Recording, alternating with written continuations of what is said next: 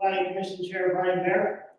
Here. Planning Commissioner Brian Bear. Planning Commissioner Clark Moss. Here. Planning Commissioner Justin Wright. Here.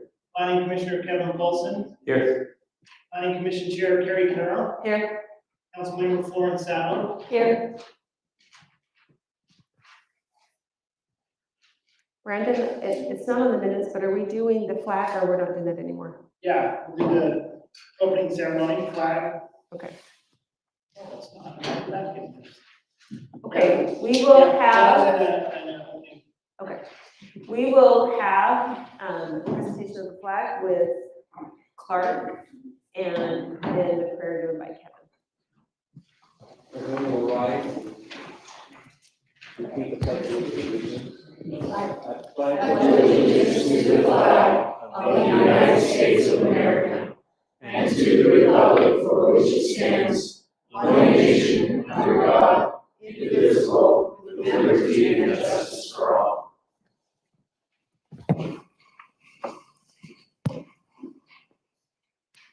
Oh, sorry, that's me.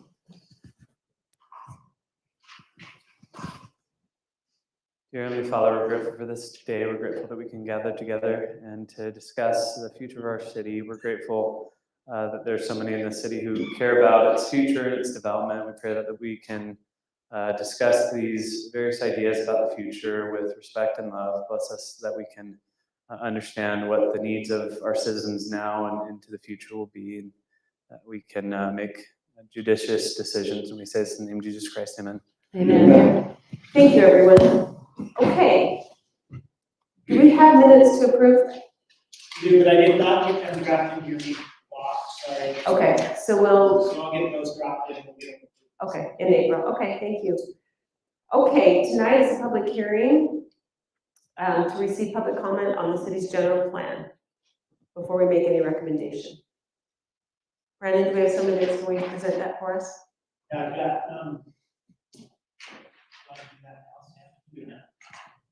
got Sam with Landmark Design here, and I'm supposed to get these if I can.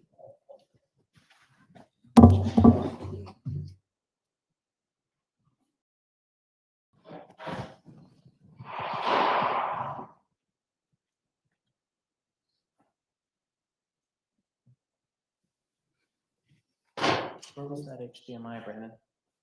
What's that? Did you get that? No. Okay, you're good. Sorry. You're all right. Plug it in right now.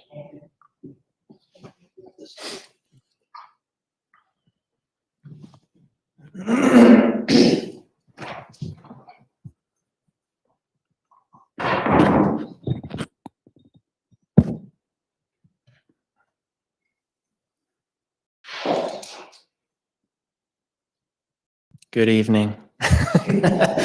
How's everybody? My name's Sam Taylor. I'm from Landmark Design, a consultant that the city has hired to do this plan in partnership with Wasatch Front Regional Council. This has been a fun process. We've been working on this for a couple of years now. Tonight, I'm going to just give you a quick overview of the process that this plan has gone through to get to where we are now. And then I'll just give a brief overview of the plan and its contents, and finish with just some minor changes that have happened since the draft plan was released to the public. So, but we'll wait for Brandon here so I can get some visuals up. Do you want to pause and do you want us to go on to the second item? I don't imagine it'll take long once we get that cable. I just don't. But if you'd like to, it's your meeting. So. Do I move on? Okay, why don't we go to number 5, and so we'll come back when we get that, okay? Okay, Joe, let's see, there you are, okay. Joe Christensen is going to present, are you going to present, Joe, or? Yeah, okay. He's going to present to us about the East Mountain Town Home Density Program. Come on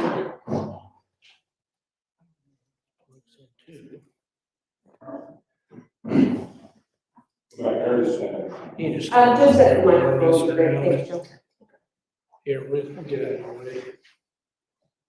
So I just wanted to come back and we presented a couple months ago and try to get the zoning changed for 8 units. They're at the East Mountain Townhomes. And we weren't able to get to 8 units. We got a development agreement of 6 is what we had agreed to. And we just let some time pass, having done that and talked to some of the neighbors and sat down with some of them. Some of them we failed to meet. I tried to meet with Dave and I messed that up. That was all on me. The other ones that are directly surrounding it, we met with, and then they signed a paper that they were okay with it. And so we just want to bring that back in front of you guys, the commission, to try to get that the 8 units out of that area, opposed to the 6. Do you have a diagram of it? Did you bring it with you? I do have one. I don't know if Brandon has the electric one that we sent over. Oh yeah, we haven't made any changes to it. I could pass this around if you want, or whatever the best thing.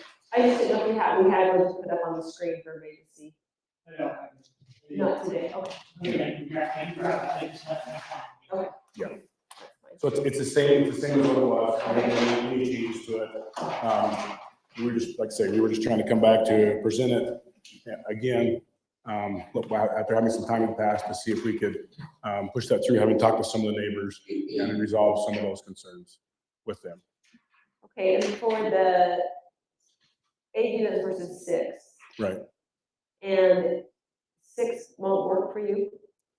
6 works, but the last 2 are as a developer, those are the grading, right? So 6 doesn't make it as good as a project as we'd like. Okay, and so, okay, I think we're, today we aren't making any decisions on it. We're gonna push to the city council for more clarification and decision on that. Okay. Okay, So they'll make the determination on that then? right, Okay. okay, Okay, great. May I ask a question? sure. Are you considering low-income housing, which is on this stance? We hadn't considered low-income housing. What is the price point on these? They're gonna be between 400 and 500. I think the median house price in Fruit Heights is around 750, is that right? So by some standard, it would be close to that, What's the square footage on it? about 1,800 on most of them. And then the other 2, the 4 that are on 650 will be a little bit bigger. As we have it now, there's a 4-plex that'll be on the north property line, and on the south one, it's 2 twin homes basically that sit. There's 4 of them, but it divides them out. There's 2 and then 2 to kind of accommodate the slope. There we are. So these 2 here will be separated here because of the slope here. To accommodate that slope like that. So Joe, remind me what the zoning is currently, and does this have to be a rezone? Yes, it's R112. Currently. Okay, and so 6 months has passed, application for a rezone, hearing again, I presume. If I remember from the fall, we had a conversation about the direction of the road. Was there any consideration about making it the north-south, kind of like in Mystic Heights, as opposed to the access off of 650 West? part of the problem with that is, which I would rather do that plan as well, but this drawing of the property right here, so it doesn't allow for those units to sit right there. Then we don't draw our offsets that way. Otherwise, that is the ideal way to do it. This drawing here, like this, we don't know why it's there. My grandpa was gone, so we don't know why. It's just a weird job to accommodate. I know why. Because your grandparents' house was right there. I spent extensively with your grandmother when I was on the planning commission, and their house was there. They wanted a little bit. So the project wasn't built exactly like they were thinking the project was going to be built, but it was to give them space in the condo unit and to also make it the acreage that was needed at the time to allow that to happen. Yeah. It's just a weird job that now makes it difficult for what we're trying to do. Okay. So all your plans are drawn up around 8 houses. Have you got anything for 6 homes in there? We don't have for 6, we're still trying to create, if we would go to 6, basically, we would keep the 4 and just this line here, disappear, and you keep bigger homes here. Well, when we presented this to the council, I thought we did authorize 8, but we agreed to have 6. So why? Why the change back so far? This is where we were 6 months ago. We just let time pass, and try to come back and leave those in, because the impact of 6, we felt the impact of 6 to 8 is similar. I mean, the footprint is still the same, we're gonna take out the post, not gonna get any smaller. Like that. It wasn't the developer who wanted the 8, so it would be 2 more sales for him. Yeah, that's me. You're gonna be the developer, the builder, no? Yeah. I wasn't aware of that. You're just selling the property. Yeah, well, I'm directly involved in the whole thing, I'm not outsourcing it to anyone else. Okay, you mentioned that you talked to some of the residents. Who? They were on the direct, Jason Ward here, Robert Jensen here, and multiple people here in the townhomes down below, top of him. And like I said, I tried to meet with Dave, and I messed it up. It was, he and I met in the fall, lots of time in the past, we had some miscommunication with the other guys that I was working with. And that fell on me, and I just didn't get that done meeting with Dave to get him, we agreed on some different things, I just did not get it put in writing. So that he would tell something what we were doing, we shook hands on, and we didn't get it all put in writing, so we knew exactly what it was. Again, I live on, Quail Ridge. With the present plan for the city and with the Ward property, everything's on this end. Okay, so far, everything's on this end. And that's what I'm concerned about my parking value I can understand that. and traffic. Right. I don't, within my own personal opinion, 6 to 8 won't increase the traffic that much, but we are going to push it to the city council for consideration on it. I appreciate you bringing it for the planning commission today and with all these people, and so we'll put it to the city council. Thank you. So will your, I think where it was appealed to the city council from this, that's where it needs to go back to, is the city council. so your recommendation to the city council would be, before it was denied, are you just picking back them to let them make the decision, just for clarification for me? Right, we're just gonna put it back to them. Okay. Because for tonight, it's not a recommendation or to deny or to approve, we're just here to listen. Okay. Tonight, so for us, the planning commission, we can't recommend or deny tonight. Okay. So we just we appreciate you coming and presenting it to us. Mhm. Great. Any other questions? Okay, thanks, Jill. Thank you. Okay, are we ready to? Clarification on that. You know, when we make a decision like this, it affects, it could affect other properties in the city. But we're talking about changing the zoning to what? We would have to change the zoning so that it wasn't R112. And so it would have to come back to us for a zone change first. Well, what zoning do we have to allow? R3. R3. And that's the new designation, right? The newer. It's newer. Yeah. For multifamily. So in that case, we'd have to have a application for a zoning change again. Right now, the application was denied.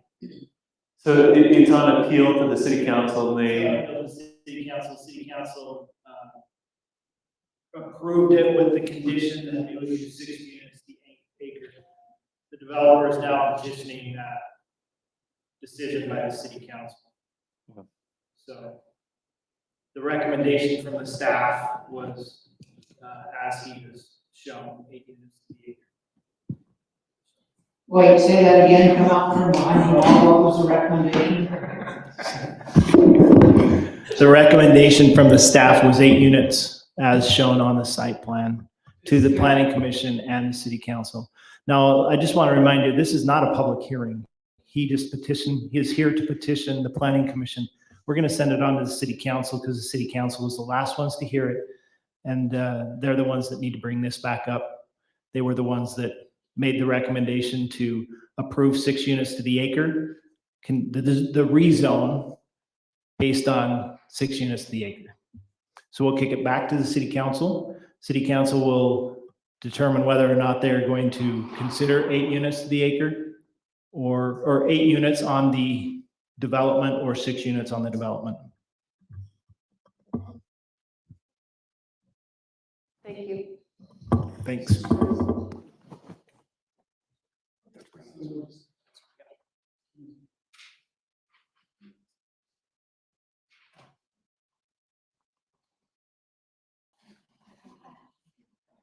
So we'll have the opportunity then to discuss it at city council meeting. Yes.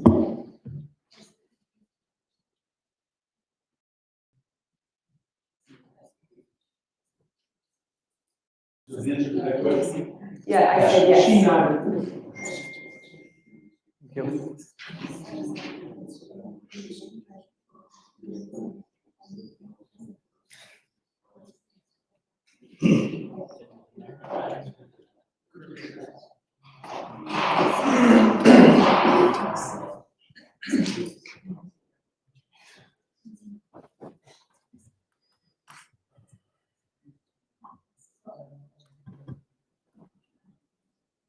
I'm going to switch this over, so we're going to get recording, but we won't get lit video.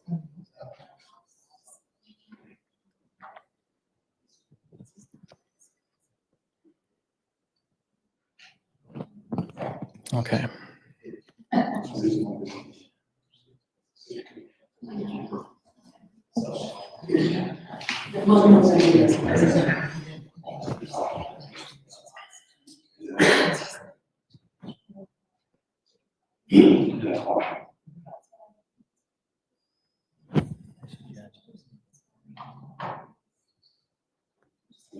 Yes, school districts.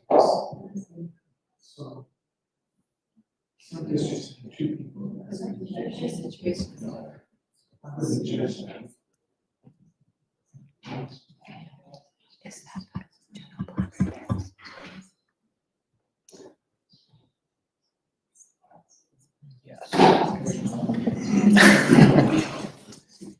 It is, well, moderate.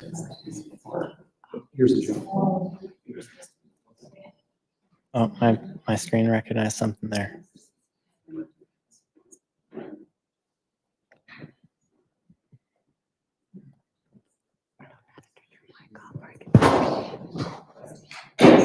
There it is. Okay. Thank you. Thank you. Okay. Okay, thank you, Brandon. You're good. Okay, so just a brief overview of where we're at, why we're here.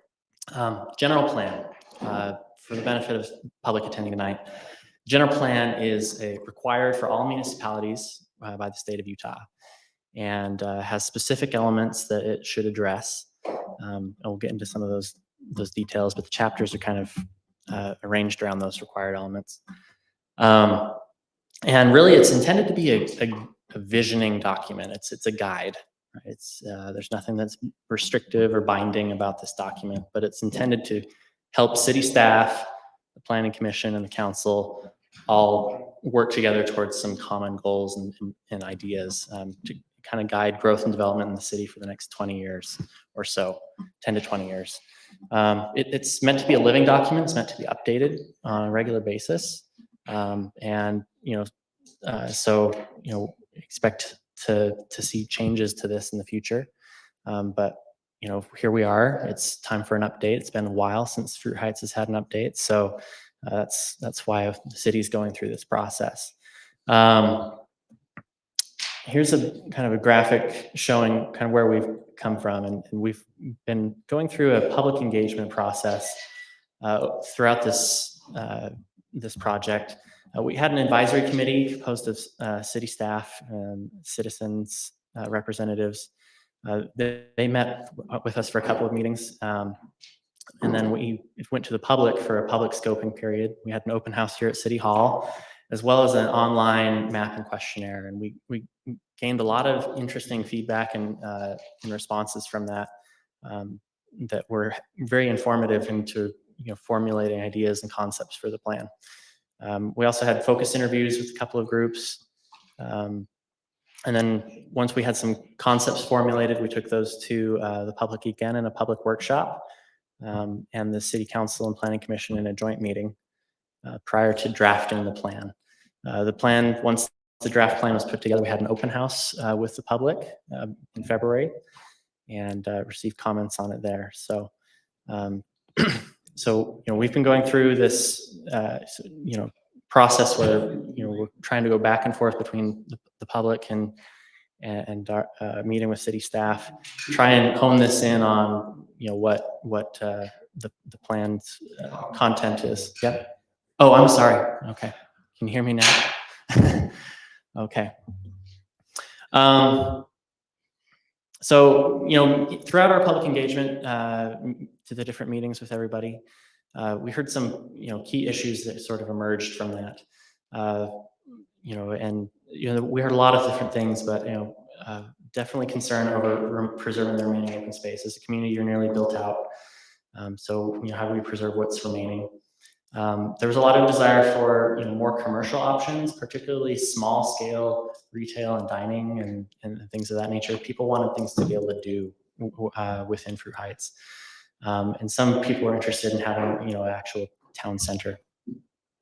There was a lot of concern over specific traffic and road safety concerns, particularly along Mountain Road. There were concerns we heard regarding housing affordability. Can my kids afford to live here in Fruit Heights? And then, desires for, park trail improvements, city cemetery, and other beautification throughout the city. So these are kind of overarching themes that we heard from the public engagement. And, so we sort of translated those into key items for the plan to address. And so,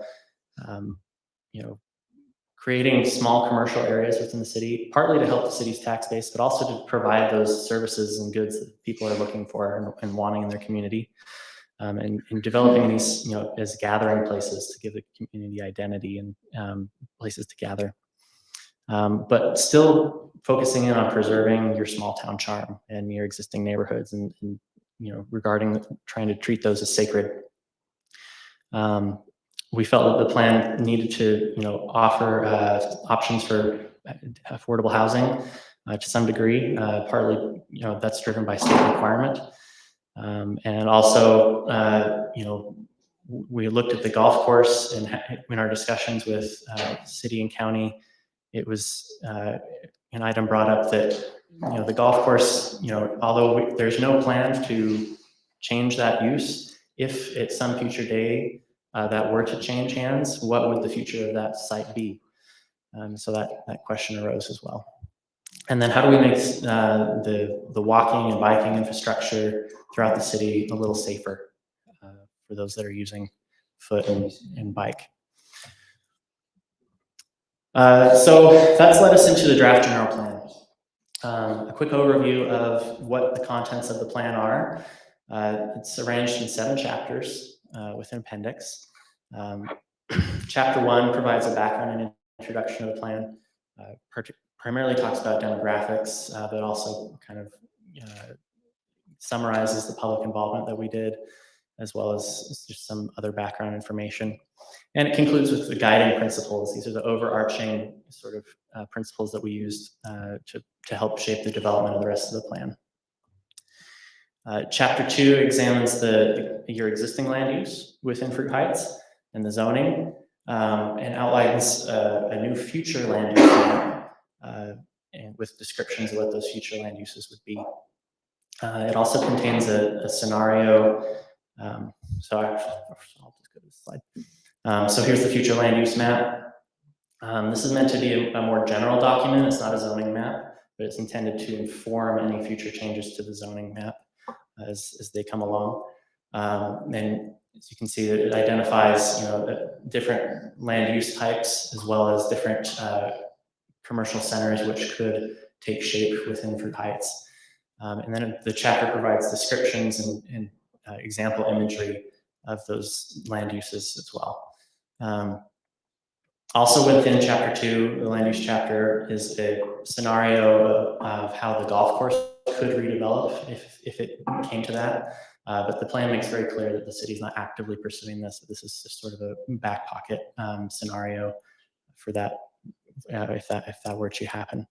And this idea kind of centers around meeting some of those opposing goals. How do we preserve open space, provide affordable housing, create a town center, places for our community to gather, all in one place. That's what this ultimately was seeking to achieve, is a balance between those different ideas. Chapter 3, the transportation chapter, it examines the existing conditions of the street network as well as the pedestrian and bike network, and also looks at the transit system. And identifies potential projects for improving connectivity, and has specific projects called out for Mountain Road and other key corridors. This is a cross section of some improvements that could be done on Mountain Road to help slow traffic, improve walkability. And there's a number of things contained with that image. I won't get into all the nitty gritty, but some or a portion or all of that could be potentials for implementing, or maybe it's something completely different. But the idea is in bringing in this traffic calming, slowing down speeds, beautifying the street, improving the pedestrian space, and making things more walkable.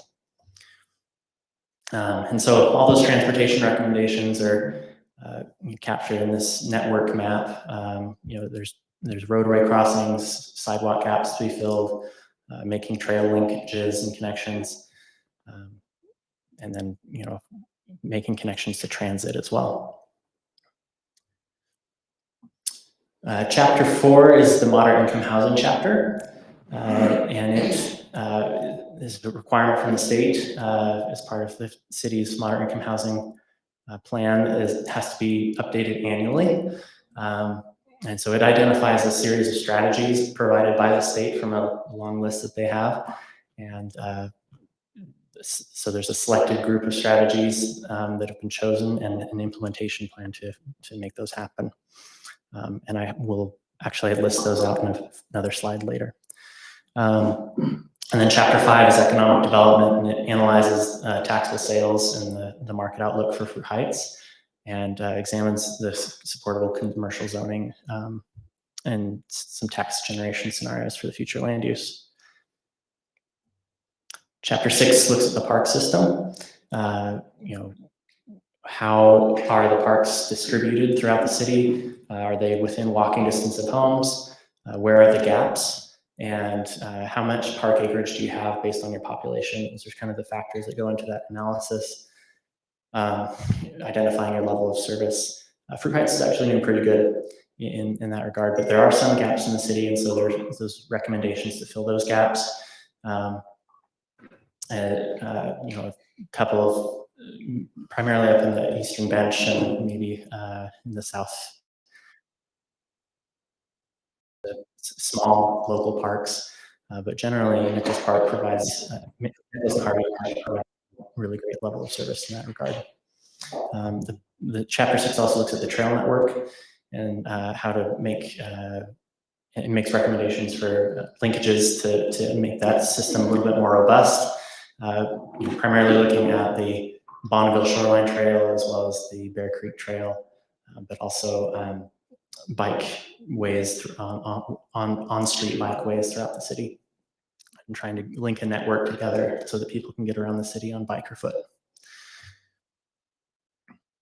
And then chapter 7 is the water use chapter. And this is essentially an update to the city's water conservation plan that's already in existence, but takes it a step further to meet current state requirements regarding water conservation. And then there's 3 appendices, one of which is new since the release of the first plan. So Appendix A is a detailed summary of the public engagement. Appendix B is the analysis of the housing situation in Fruit Heights. And that was originally in chapter 4, and we've kind of pulled that out of the housing chapter and pushed it to an appendix just to make that a little bit more easy to read and understand. And then Appendix C is funding sources for parks projects. So since the draft was released in February, as I mentioned, the creation of that appendix with the analysis report, we've had some updates to the housing chapter to make sure that we're compliant with the state's requirements. And so previously we had only had 3 strategies for the moderate income housing, and we've expanded that to 5, which are all listed here. These are things that the city has already been in process of doing or can do within a short period of time. And then there's some implementation dates set for those within the next year to 2 years, I think. And then the other change that has been made to the draft since the public release is we've added the summary and comments received from the draft plan open house that was held in February. So that's an overview of where we're at, what we've done. And if there's any questions, I can take them. Otherwise, I'll turn it back to you. Does anybody have any questions? For Bruce? I do. Okay. So we received in our packet a supplement, the moderate income housing element. Is that the addition you? Yes, yes. So that we've folded, we're in process of folding that into the plan document. It's basically a word for word transfer. We're just reformatting that supplement and putting it into chapter 4 as the moderate income housing. So I'm certainly not an expert on this. I looked through this last night. One of the first things it talks about is density. But one thing we learned, it's not just in this city, we learned this across the state, it's not been addressed well, is density does not necessarily equate to low income. I agree. There are a lot of people in our county that are looking for low or moderate income housing. And are there ways that we can put restrictions on certain zoning to make it so that that is used for and reserved for low income? Brandon, do you want to, or Jeff, maybe you want to speak to that? When you were using low income though, were we moderate income housing? There's a difference between us. When the general plan was, the draft first came out, we've been working with the Department of Workforce Services, who oversees the moderate income housing elements for all the cities in the state. They took a look at our draft and they called up Brandon and they says, "That ain't gonna fly. It doesn't do what the state requirements are. It doesn't go far enough." And so Brandon and I and the city attorney sat down and started going through what the state code requires and then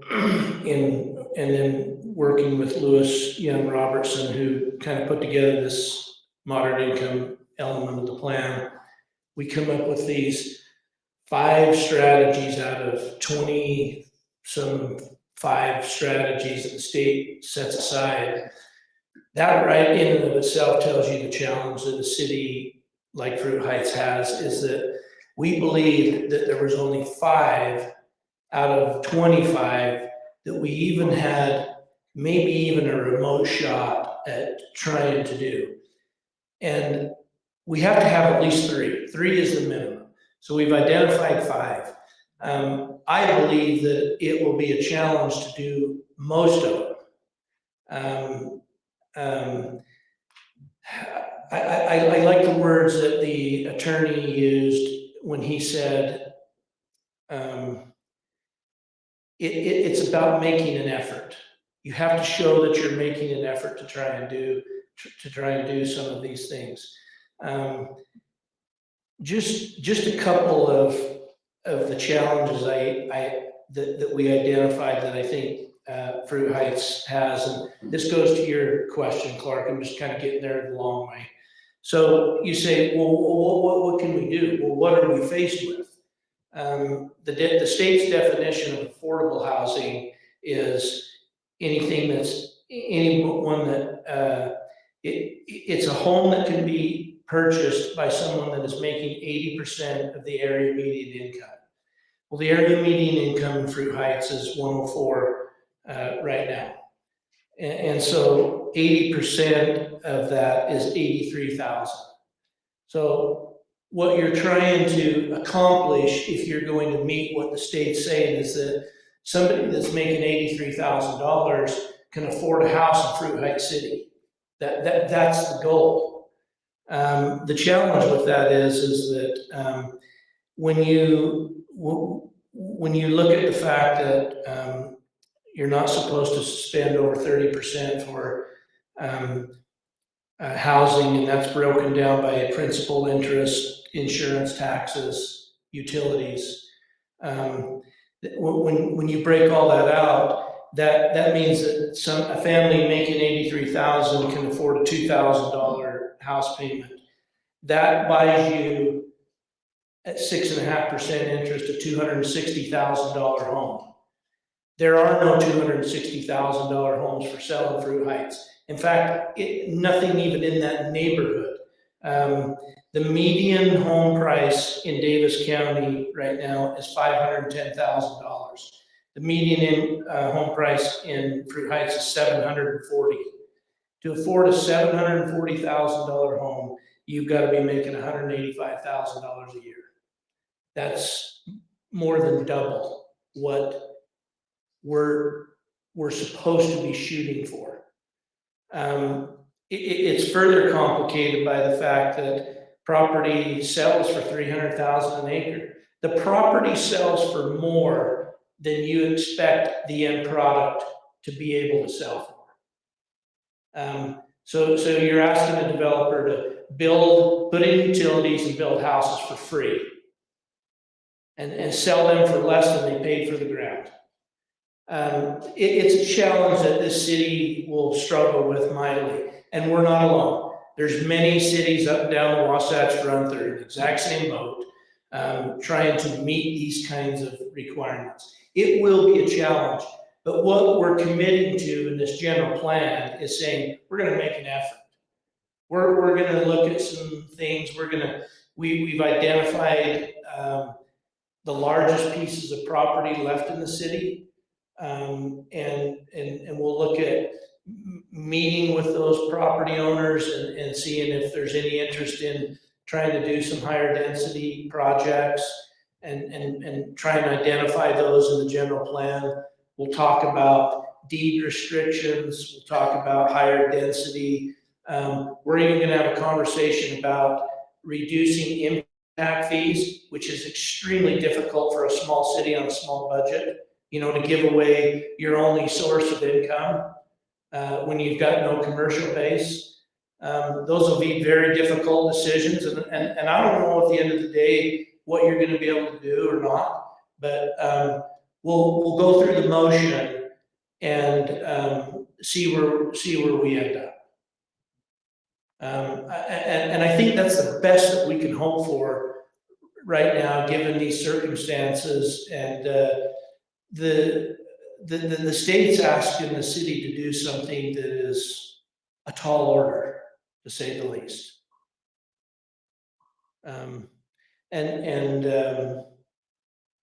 It's not just Fruit Heights.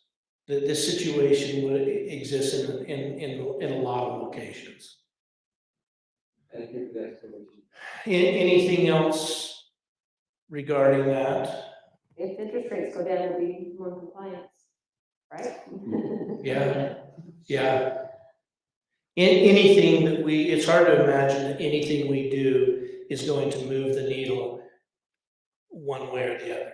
When you look at, if you take the golf course out of the equation, there's 70, 75 acres of developable land in the whole city. I mean, what really are you gonna do? There's not a ton of options. We're a build out. You're not going to tear down neighborhoods and redevelop them. So, but we've set out some goals here, and we'll step through those things, and we'll talk about them in each phase, and then you'll get to decide, is this something we can do or not? So Jeff, I should point out that the goals that Fruit Heights identified are rezone for higher density, reduce regulation for the ADUs, zone or rezone for higher density for moderate income, give them incentives for moderate income, and then basically reduce or waive those impact fees. We're basically, like the development that just came through here, not only should we approve that development, but we should waive those fees, we should rezone for it, and we should basically make room for that development that just came through, according to our general plan. Regardless of if we agree with it or not, if the city wants transportation funds. So, I'm just pointing out, on this general plan, if any residents here are opposed to that development, I just want to brace you for what the state has in mind for cities like ours and what's coming. Well, I would beg to differ. You're not speaking for the full planning commission. There are other things to consider when you're looking at one development, saying that needs to be to meet this plan. And there may be other considerations that need to be considered on that particular development. I am all for finding a way to meet some lower housing costs. But if we just blanket take those fees away, that doesn't guarantee that the price will go down to the consumer. Oh, no, and I don't think the price will go down. I think the price is going to be what it's going to be. But according to our general plan, we are basically required to, and the state's going to follow up annually with how many of these developments we approve, how many of these applications we approved or denied, how many of these accessory dwelling units we approved or denied, and it's going to be on an annual basis. And if we want to get money from the state transportation fund, which is critical for our city, we need to comply because there's going to be follow-up every year. I think the way, regardless of how much the development's going to cost. I think the best way to answer that, Brian, is that I don't think we're required to do anything anywhere, anytime somebody walks in the door, but that we would go through a process and say, we will selectively identify if there's areas in the city that are still undeveloped where it would be acceptable to do some higher density. And it may be this piece of property, it may be something else altogether, but let's go through a process to identify what might be possible instead of just being reactionary and saying, well, we got to do whatever comes in the door, that's what we got to do. Well, I agree to some extent, but either we agree with the general plan that we're going to approve or we don't. Either we agree with the measures that the state has required us or we don't. We don't have to approve the general plan. We could say, you know what? Thanks guys so much for your work on this. We agree with it except for this moderate income part, but we're not going to do that because it's not feasible. And then the state could say, okay, fair enough. We'll exclude you, and you did a nice job on the rest of your general plan, and that's okay. We certainly have that prerogative if we want to. It could happen that way. But I think if we if we believe it and we want the money from the state, we should stick with it. And if we don't believe it, then we should face the consequences of not getting money from the state. How much money are we talking about for road? 300,000. Is everything gone down like a road here recently? Yes, Diane? Mhm, yes. We are now. You don't know. Yes. No, I was just asking. Yes. For a councilwoman, sure. Yeah, if you have a comment, you need to come to the mic and state your name and just say what you have to say.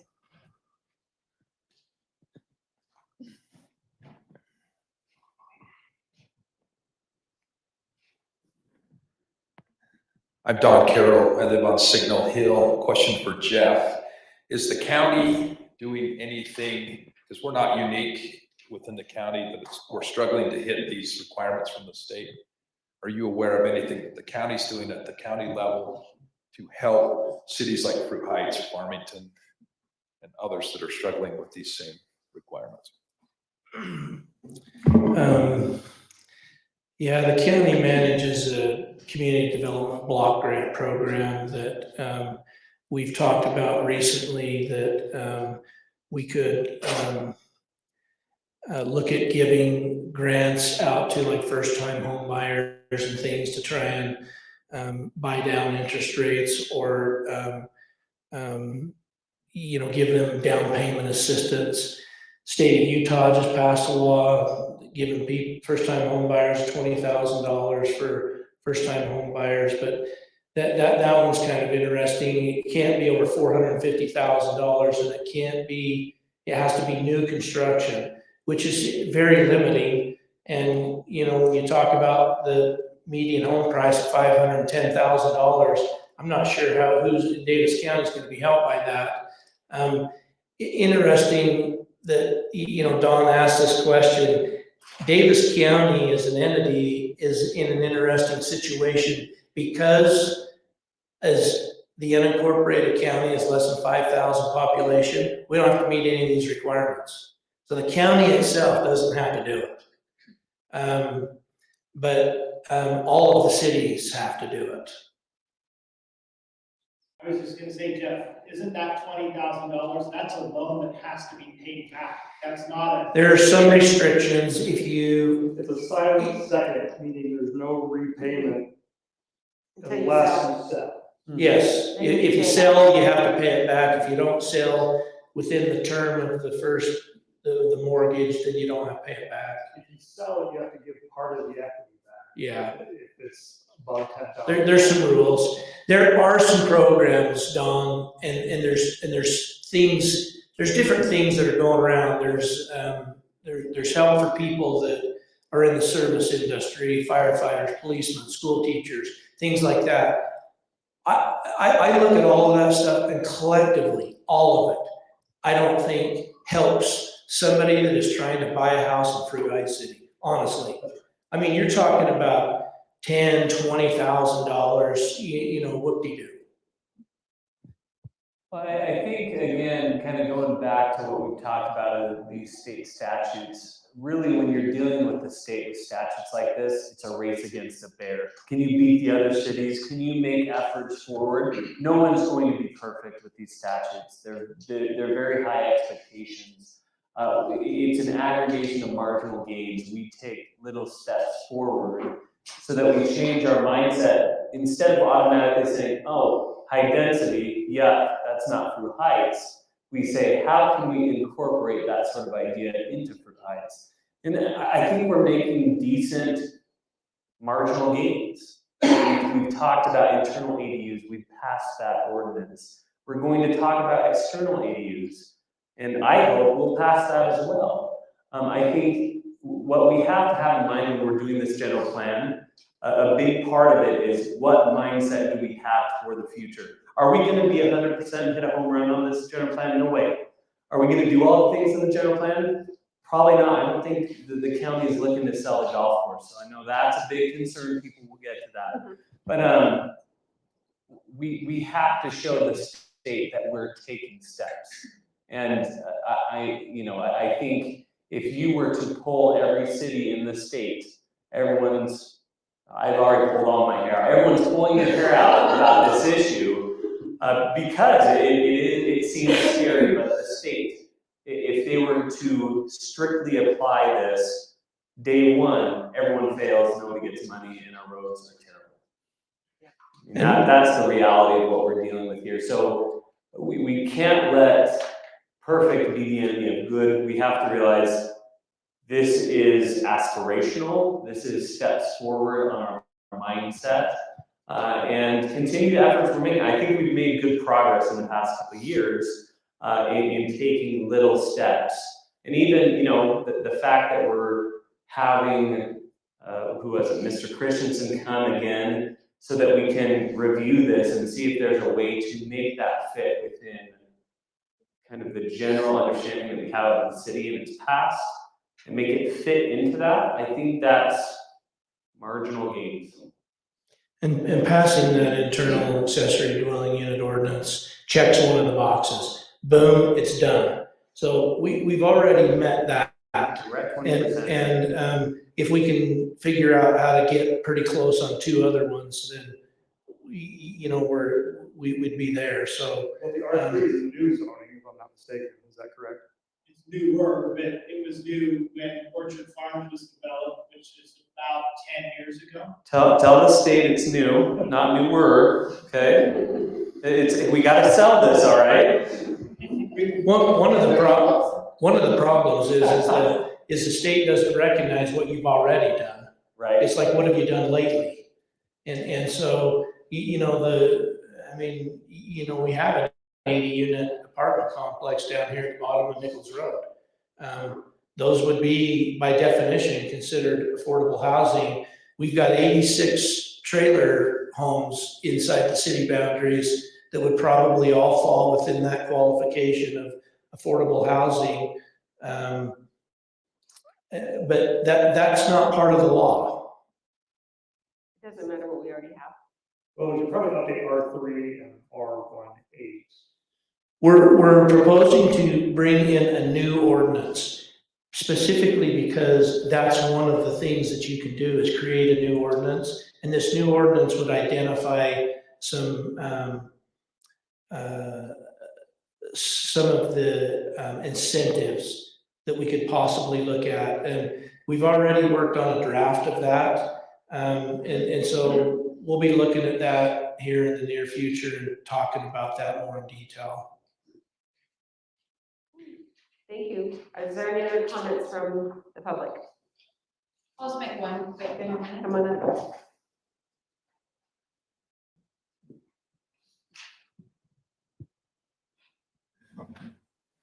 It's like I'm in church, kind of, right now. Just state your name. Thank you. Oh, I'm Haley House. I live on Brady Lane, and I know we have to come up with a plan for the state, but I just hope everyone can realize that Davis County, across the whole entire Wasatch Front, Davis County, out of all the counties, we have the least amount of open space out of everyone. And so I feel like everyone's just coming up with this plan, like, well, here's all this open space, let's just fill it up.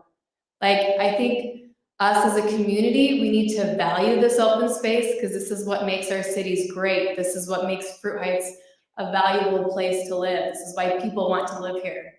I know I was talking to one of the councilwomen that her daughter, she couldn't afford housing. Like, I totally understand affordable housing. I sell real estate. I get it.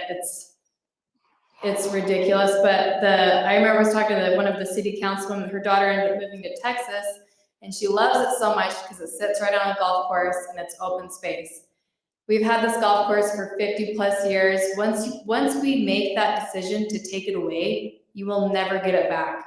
And I'm not trying to throw that developer here that was trying to get approved 8 units, but I know when developers get word of this, everyone's just gonna be foaming at the mouth and we're just gonna try and pack everything in.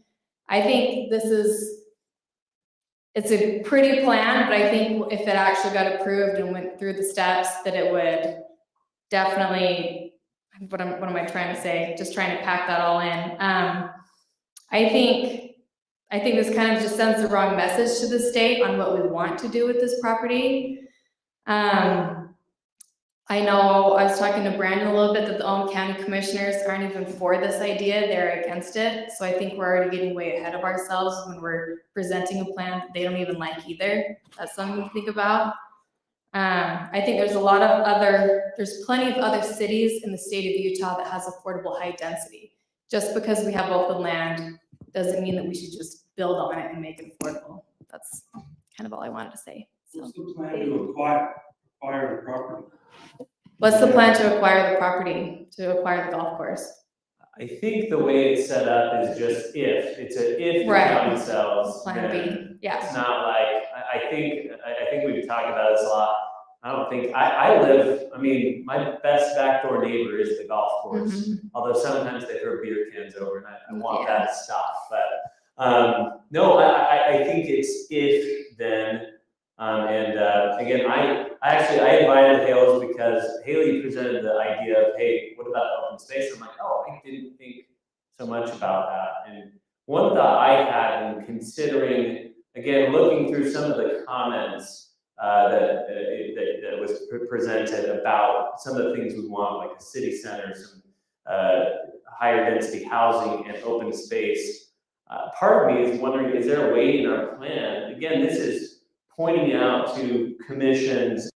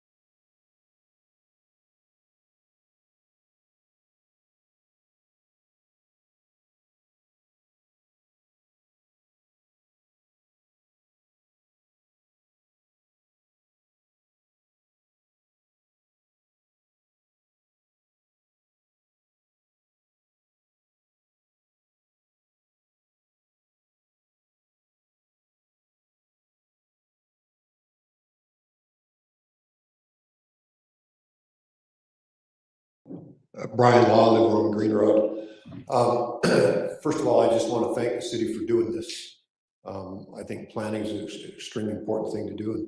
And if we would have done this maybe better 50 years ago, things would be different for Heights the way it is now. But so I commend you for doing this. It's a great project. The thing that I have no real big issues with the plan except for the trails. And as far as I know, everybody that lives on Green Road, whose property backs to Bear Creek, is not in favor of any trail going through there, and for a variety of reasons. And the first and major one is that it's all private property. It doesn't belong to the city. It's all private. Number two is the amount of problem it would cause for the property owners if we ever put a trail through there. Most of you know I was in law enforcement with Davis County for 25 years. And you would be amazed, well, maybe not. Most of you would be amazed at what goes on in Nichols Park down by the creek, day and night. Yeah, a lot of people get out and walk the trail, but there's a lot that goes on off the trail. And in law enforcement, that's what I looked for, and I found it all the time. A lot of drugs, a lot of alcohol, a lot of illicit sexual activity, and vandalism.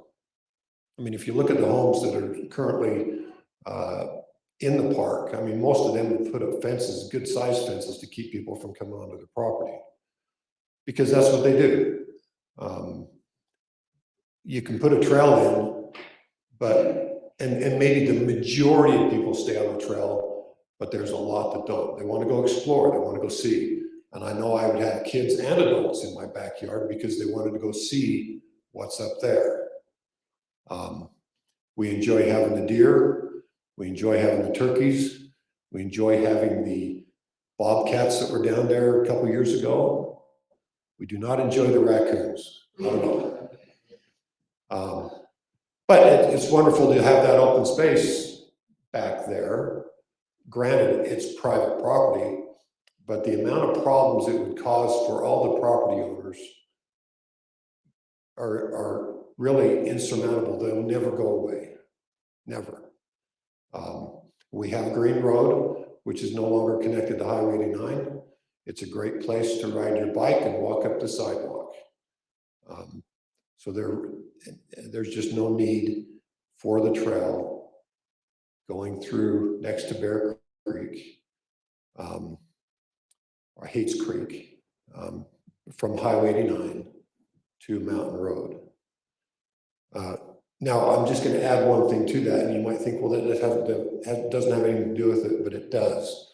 And that is the request, or the, I don't know how big of an intent it is for the city to access the right of way for flood control. Because then if you did that, if you had the right of way, then hey, now I can put a trail in there, and we can't stop that. So I just want to present,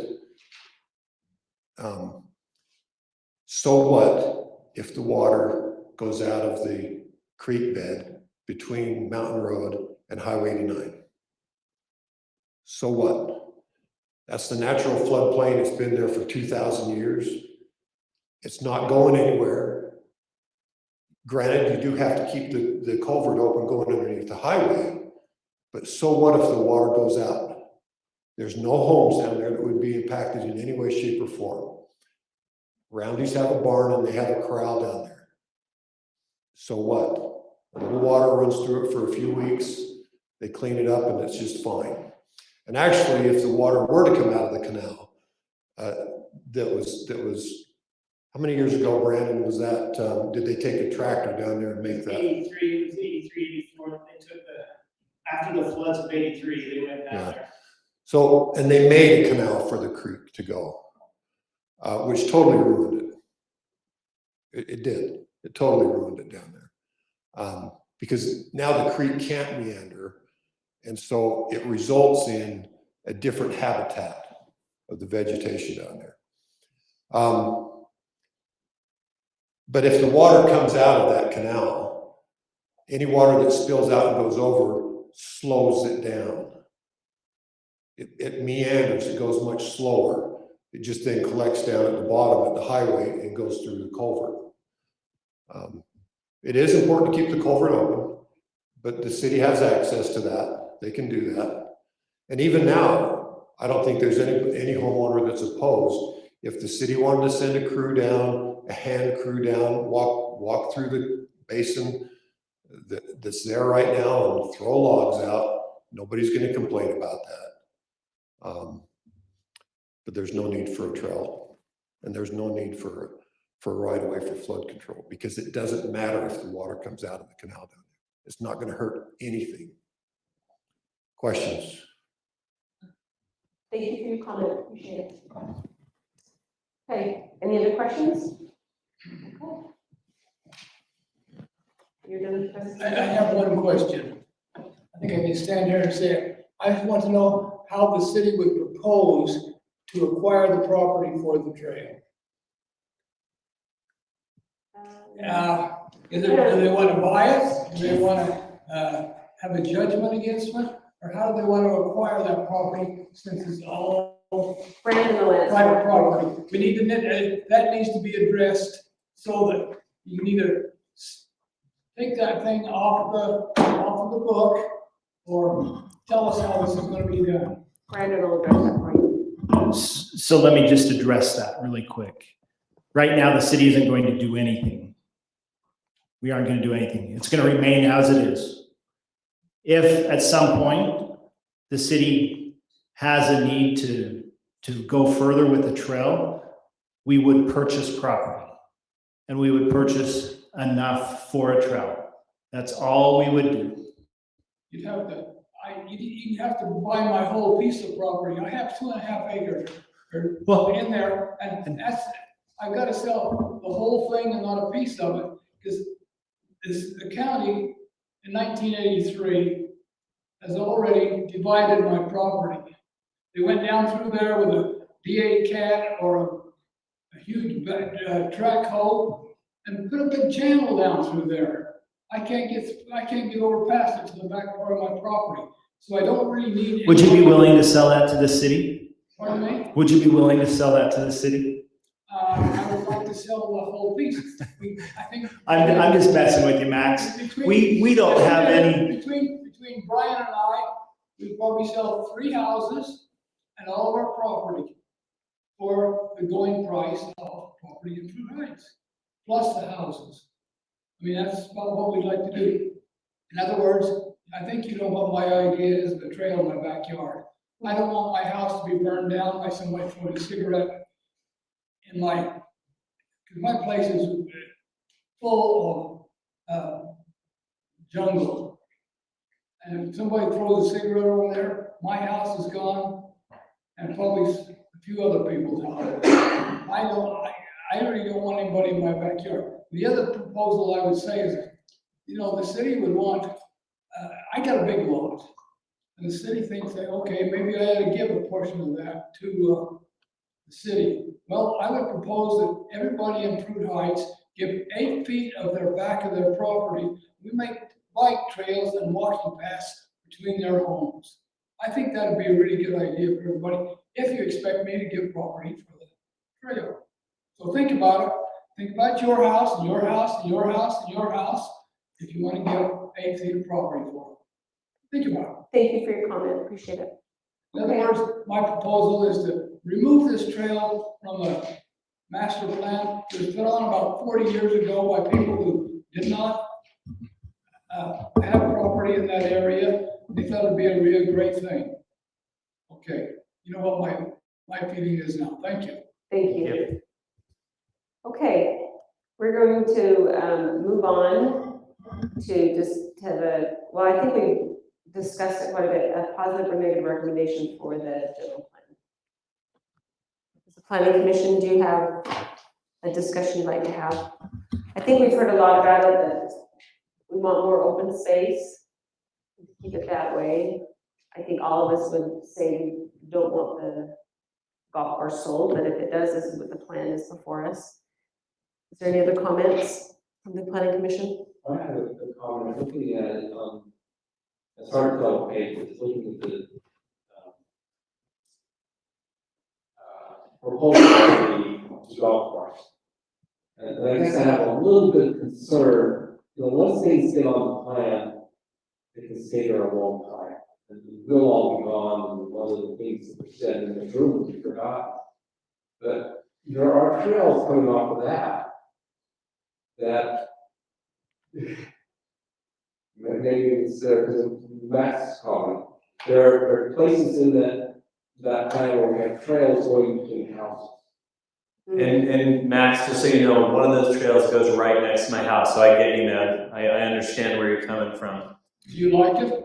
No, be honest. I don't hate it, because I know people who have walkable neighborhoods, and I've seen it, and it's kind of a cool thing. Do you ever have any junk and stuff on that trail that has to go down? Oh, I told you, my backyard neighbors to the golf course, I get lots of junk from those guys.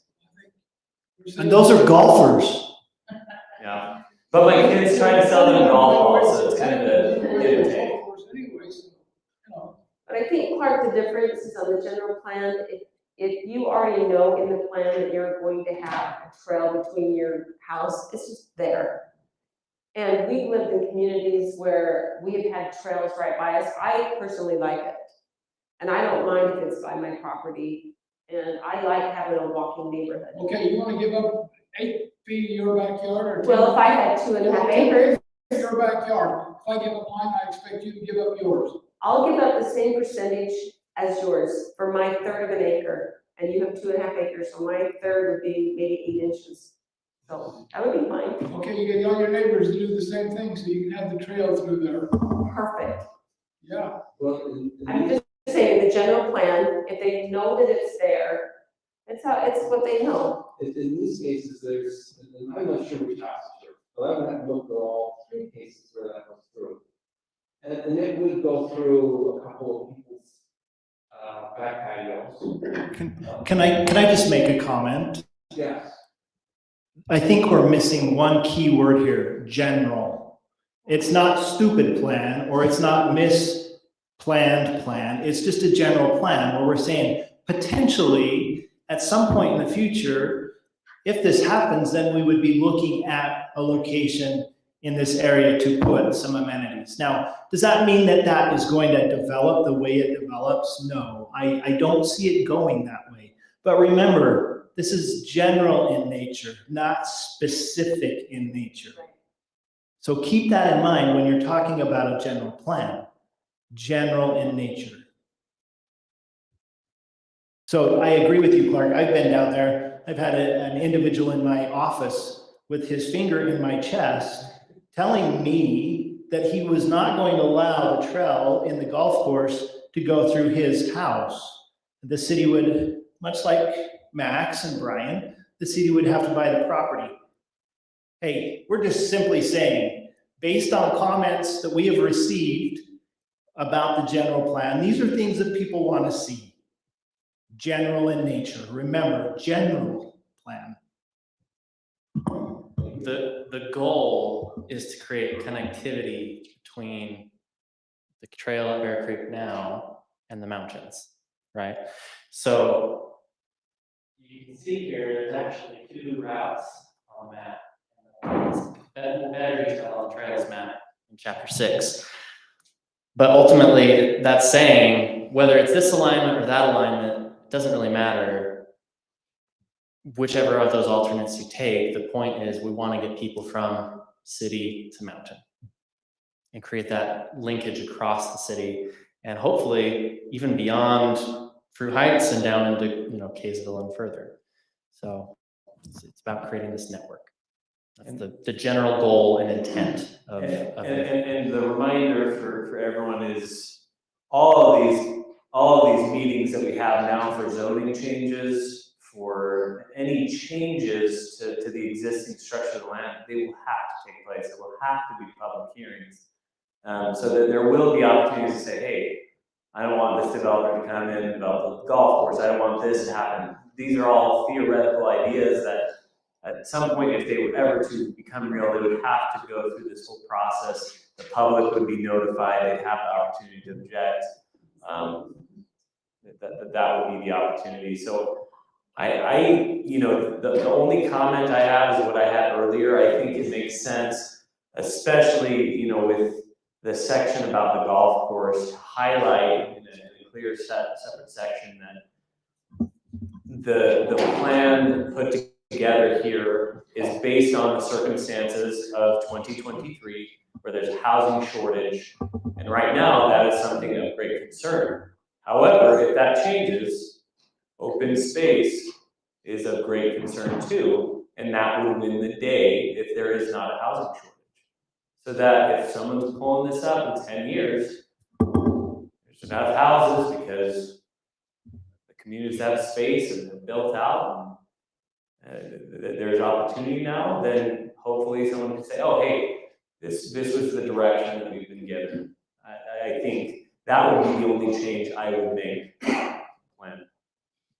Okay. Can I ask a question? Sure. What requirements would the city have to follow the general plan? I know it's been discussed that it's not restrictive or binding, you know, it's kind of a plan for growth, but are there any requirements that the city must follow the general plan?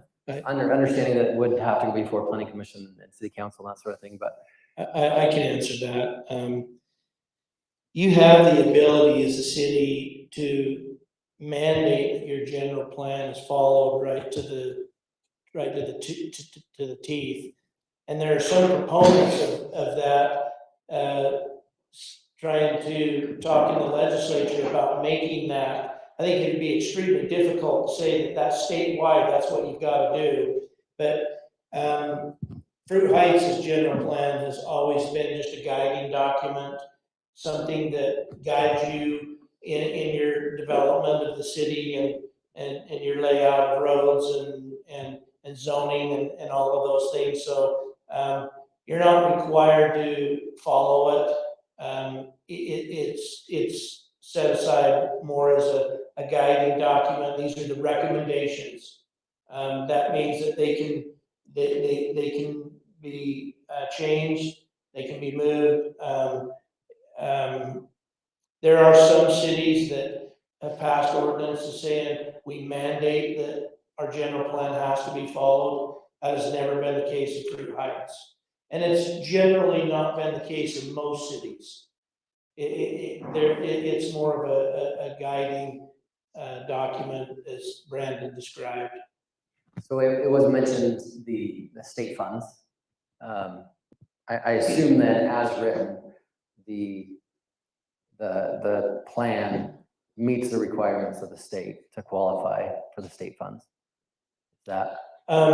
We believe that it does, but our attorney cautioned us that there's been other city plans that the state turned around and says it's still not okay. We believe that the way it's written has been approved, but if it turns out that there's still some kind of modification, we can come back and amend. We can come back and amend. And let me just, while you asked that question, there's not an emergency to get the general plan updated and approved. There is an emergency to get the moderate income housing element approved. We are already past the time that we were supposed to have done that.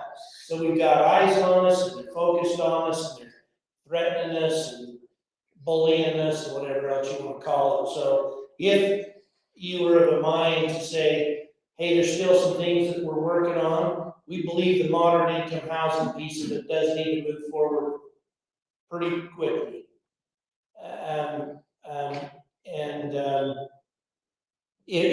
If you're ready to go with the rest of it, let's go. But that piece of it needs to happen here pretty fast. I might disagree with you, Jeff. Go ahead. I think the city needs to have a guiding document, and it needs to be in its entirety. I think if we piecemeal this together, this piece, that piece, then I think we've got a hodgepodge that doesn't make sense. So my recommendation is that the city look at adopting a general plan that includes moderate income housing and your water conservation and all of those. And then if you want to make changes to the adopted general plan, let's make some changes to it. But let's have a guiding document that at least points the ship in a direction instead of spinning in circles. I concur with that. Okay. So Brandon, tonight, is that what we're trying to vote on? We're just going to say, yes, we agree with the general plan. Are we voting on that, or we're just saying positive or negative? So, positive or a negative, negative means it's not going to go on to the city council. Positive means it's going on to the city council for the council's review. The council has the ultimate decision to approve or deny the general plan and everything that's associated with the general plan. So that's what you have to decide tonight. Okay. Well, and like we have in the past, and I just like to do this sort of thing, make you guys' life difficult. I would want to approve with, kind of like I said, a proposal that our good friend here add a section, just clarifying the moment we're in, to give guidance to the future planning commission, et cetera, that, hey, this whole golf course idea, for example, this is based on current issues. That doesn't mean that that will always be our priority, but if that exists, that is going to be a priority of multi-family housing. If that is not an issue, open space is going to be a priority. That way, like, I can't remember who said it. We're, 10 years down the road, nobody's gonna remember what was said in this meeting or what were the sentimentalities. But I think that bakes a little bit more into this general plan, some of the sentimentalities. And I think that's an easy add-in. Am I right, Mr. Consultant friend? Taylor, thank you. We're a city of good neighbors, so good neighbor. I think that would be very easy to make that amendment, and I think it's actually a very sound reason. He says it better than I do. Is that a motion? Yes, thank you. Thank you, Clark. Kevin, What's that? real quick, just a point. 18 years ago, the general plan was adopted in 2005, and that has, on page 11, talks about affordable housing as a serious issue along the Wasatch Front, and the Fruit Heights, in response to the Utah law, Fruit Heights adopted a moderate income housing plan on May 8, 2014. It also has a section about maintaining open space, allowing developers, I mean, it's all been done before. So I think, I don't know. I mean, I agree with, it's way too long. I think it's super cumbersome to read, but I get it. We have to cover a lot of our bases in there. I don't know, if the golf course was ever sold, Fruit Heights probably should buy it. We'd have to do a tax increase. Yeah. You think that this room's full now, wait until you propose that. Pass it on to the client. Well, I don't know, sell it to another golf course operator, get a bond or something. We'll do an open space dedication requirement. Hey, you guys can have that tiny little piece in the middle. You guys keep the rest open space, right? Something like that. You So can do do. we need to do yeah. a motion for this? I'm ready to. Yeah. Okay, do we have a motion to positively or negatively approve not really approve, just positively feel No. about? So I will move to approve the general plan as written with an addition in the plan to address our specific circumstances right now, kind of specifically addressing the housing shortage we're facing in Utah, the specific statutes that we've discussed today that we're subject to. And I know that's in there, but I'd like to kind of consolidate that in one place and then kind of advise the consideration specifically about the golf course, for example, is a reflection of the pressure that we have with the housing shortage. But if that were to change in the future, a greater priority would be open space. Okay. Did someone write that down? I think it was succinct and. I've got it on the recording, In a short so. paragraph, Taylor? Are you planning on drafting that? I trust Taylor, and then I think he would submit it to our teams to review and approve. Do I have a second to the motion that Kevin presented? I second. It's going before we vote. It's been 18 years, we really haven't made many changes. What I heard Jeff say is we can make changes fairly frequently. Doesn't have to be 18 years. Yes, Right. Yeah. 18 years is a long time to wait. I had a lot of hair back Did then. you say there was like Great. 2014, there were some amendments to it? It was the last 2005. recorded one was 2005. Yeah. But I think any amendments to the general plan have to be done by public hearing. Yes, they do. You have to go through the same process. Okay, so we have a motion and a second, all in favor? Aye. Negative? Your aye? Sorry. So we've got 2 negatives and 3 positives for that. Who are our negatives? Sorry. Justin and Clark. So it's unanimous vote, so it'll go on to, the, That's what you do. Passing. yeah, well, I don't, yeah, unanimous. The other word.